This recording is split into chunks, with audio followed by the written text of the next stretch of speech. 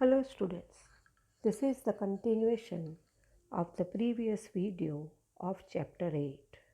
In the previous video, we discussed about overpopulation and illiteracy. Now, open page number 64, the third factor or the third challenge, that is inflation. Now, in the inflation means महंगाई, जो price हर रोज़ commodities की बढ़ती जा रही है. Now the activity is given where the name of the commodities are given, and you have to write the prices of these commodities 5 years ago. 5 साल पहले क्या प्राइस थी वो आपको लिखने का है. प्राइस नाउ, अब कितनी प्राइस है और कितने परसेंटेज प्राइस राइज हुआ है. Now page number 65. The increase in price of essential commodities and other necessities is known as inflation. तो ज़रूरी सामान, एसेंशियल कमोडिटीज़ यानी जो ज़रूरी सामान है, जैसे दूध, पेट्रोल, सब्ज़ी, ये सब महंगा है और इसके प्राइस बहुत ज़्यादा बढ़ती जाती है. महंगाई बढ़ती जाती है तो इसको हम इन्फ्लेशन बोलते हैं. A price rise in the commodities of daily use creates an adverse effect on human life. और जो प्राइस राइज होती है उसके कारण ह्यूमन लाइफ पे बहुत बुरा इफ़ेक्ट पड़ता है. Inflation causes stress for common men as it becomes tough for the middle class people and people with limited income to manage their basic expenses. The standard of living goes down. तो महंगाई के कारण इंसान के दिमाग पे stress बढ़ता है और मिडिल क्लास पीपल जो होते हैं, जिसकी लिमिटेड इनकम होती है और महंगाई बढ़ती जाती है, तो वो घर जो चलाना है तो वो कैसे चला सकते हैं. लोग अच्छे से जी नहीं पाते और समय समय पर लोगों को काफ़ी कॉम्प्रोमाइज़ भी करना पड़ता है. So it has become difficult to combat inflation and at times people have to compromise over certain commodities or facilities due to inflation. तो लोगों को फैसिलिटीज़ में और सर्टन कमोडिटीज़ में, सामान में, चीज़ वस्तु में कॉम्प्रोमाइज़ करके जीना पड़ता है. मेजर्स, तो हम क्या स्टेप्स ले सकते हैं. Corruption, hoarding and over population are the factors responsible for inflation. तो इन्फ्लेशन का फैक्टर्स क्या है. तो करप्शन यानी काला बाजार, होर्डिंग यानी सामान को छुपाना, मिलावट करना, सामान की अछत बता के ज़्यादा पैसे लेके बेचना, और ओवर पॉपुलेशन, ये सब फैक्टर्स इन्फ्लेशन के लिए जिम्मेदार है. What can we do as a citizen to stop it. उसको रोकने के लिए हम क्या कर सकते हैं. The only solution to this is a planned and thrifty lifestyle. और उसका सॉल्यूशन क्या है कि हमें एक ऐसी लाइफस्टाइल बनानी पड़ेगी जिससे हम ये चीज़ का शिकार नहीं बने. देन पॉवर्टी यानी गरीबी. तो poverty is another major challenge face by our country. ये गरीबी एक गंभीर समस्या है जो हमारा देश फेस कर रहा है. A situation where a person is deprived of basic necessities like food, clothing, shelter, employment, and medical facilities is termed as poverty. The percentage of people in Gujarat living below the poverty line is 14.7%. तो एक इंसान जिसके पास दवाई के लिए पैसे नहीं हैं, पहनने के लिए कपड़े नहीं हैं, रहने के लिए घर नहीं है, खाने के लिए खाना नहीं है, वो इंसान गरीब है. उसको हम पॉवर्टी, गरीबी कहते हैं. उसको ज़िंदा रहने के लिए जो बेसिक नेसेसिटीज़ है वो पूरे करने के लिए भी उसके पास पैसे नहीं है. और हमारे गुजरात में पॉवर्टी के कितने परसेंटेज हैं. तो 14.7%। जो ये पीपल जो है वो पॉवर्टी लाइन के बिलो रहते हैं।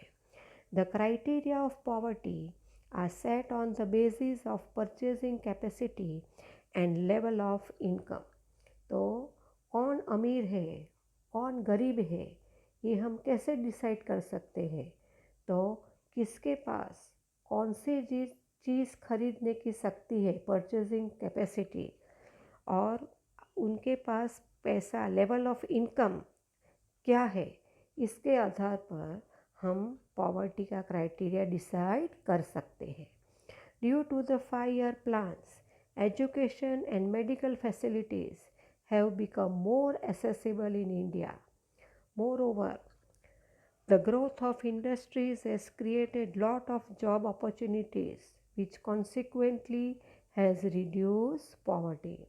तो जो 5-year plans बनाए जाते हैं आजकल, उसके हिसाब से इंडस्ट्री में जॉब मिलती है, पढ़ाई लिखाई हो रही है, मेडिकल फैसिलिटीज़ भी अच्छी मिल रही है, और इसी के कारण growth of industries have created, industries ज़्यादा बढ़ गई है जिससे सबको नौकरियां मिल रही है, और ये सब के कारण जो पॉवर्टी है वो कम होती जा रही है। The income of people has increase due to the integration of technology in agriculture and other profession. देन एग्रीकल्चर, खेती में और कई भी जगह की नौकरियों में, प्रोफेशन में नई टेक्नोलॉजी, अगर खेती की बात करें तो पंप, वाटर पंप, इलेक्ट्रिसिटी जो किसानों को मिल रही है, ट्रैक्टर, सीड्स वो भी किसानों को अच्छी मिल रही है जिससे वो लोग अच्छी खेती कर पा रहे हैं। तो like this the income of people has increase, पैसा ज़्यादा कमा रहे हैं। Now things to know, BPL, below poverty line, वो है गरीबी रेखा के नीचे होते हैं, तो उनको न अच्छा खाना मिलता है, न वो अच्छी जगह पे रहते हैं, न वो पढ़े लिखे होते हैं, उनके पास अच्छी मेडिकल फैसिलिटीज़ होती नहीं, और उनके बच्चे भी बचपन से ही मजदूरी में लग जाते हैं। तो बिलो पॉवर्टी लाइन का क्या है? People living below poverty line face the following situation, जो हमने देखी। Do not get proper nutritious food, अच्छा खाना नहीं मिल पाता। लिव इन अनहाइजेनिक कंडीशन, अच्छी जगह पे रह नहीं पाते। इलिटरेट, पढ़ाई नहीं कर पाते। डिप्राइव्ड ऑफ मेडिकल फैसिलिटीज़, अच्छी दवाइयाँ फैसिलिटीज़ नहीं मिलती, और उनके जो बच्चे हैं वो लोग भी मजदूरी के काम में जुट जाते हैं। Now turn your page number 66, corruption.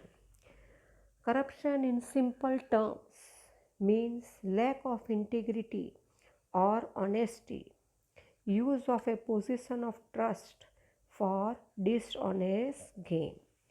जब हमारे अंदर ऑनेस्टी ना हो, प्रामाणिकता, हम गलत काम करते हैं, झूठ के लिए पोजीशन या पावर का यूज़ करते हैं, उसे हम सिंपल लैंग्वेज में करप्शन कहते हैं।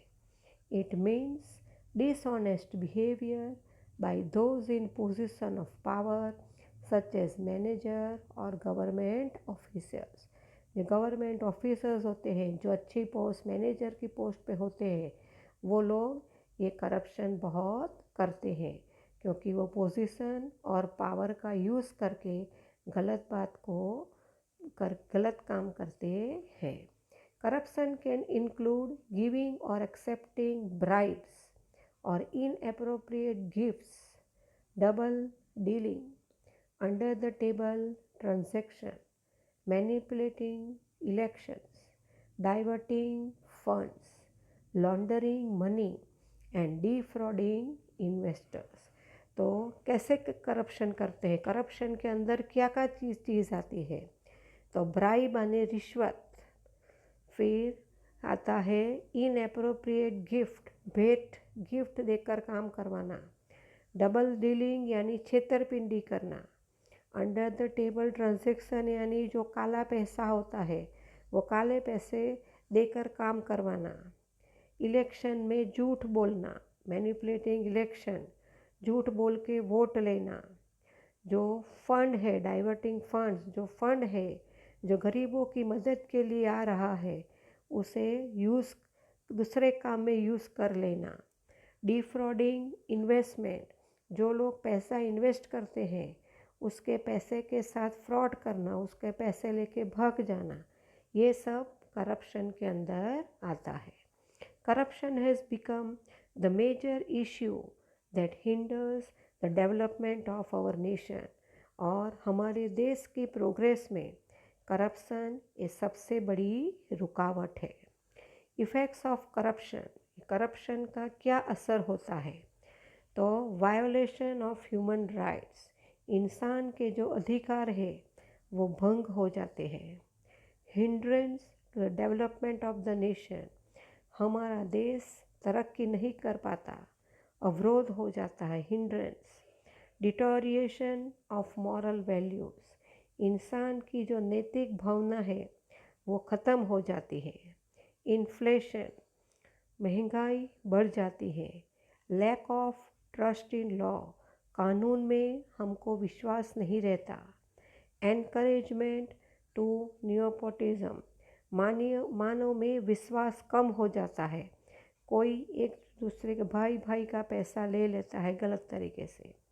Slow human development and breach of faith, आदमी का जो विकास होता है ह्यूमन डेवलपमेंट वो नहीं हो पाता और विश्वास भी कोई नहीं करता। सो करप्शन के कारण ये सब असर होता है। नाउ मेजर्स, उसके लिए हमें क्या करना चाहिए? The government has framed certain laws since 1988 to reduce and prevent corruption. Anti-Corruption Bureau has been formed in the year 1964. It helps people in checking and controlling corruption. तो गवर्नमेंट जो है उन्होंने कानून बनाया है 1988 से कि करप्शन को कंट्रोल करे, प्रिवेंट करे और कम करे। देन एंटी करप्शन ब्यूरो भी बनाया है in the year 1964, and this anti corruption bureau क्या मदद करता है? helps people in checking and controlling corruption, वो किसी करप्शन जो है उसको चेक करता है और कंट्रोल में लाता है। देन मैसेज क्या है? Accepting and offering bribe both are crime, तो किसी को रिश्वत देना और किसी से रिश्वत लेना दोनों ही क्राइम है, दोनों ही एक गुनाह है। So students, the rest of the chapter will continue in the next video.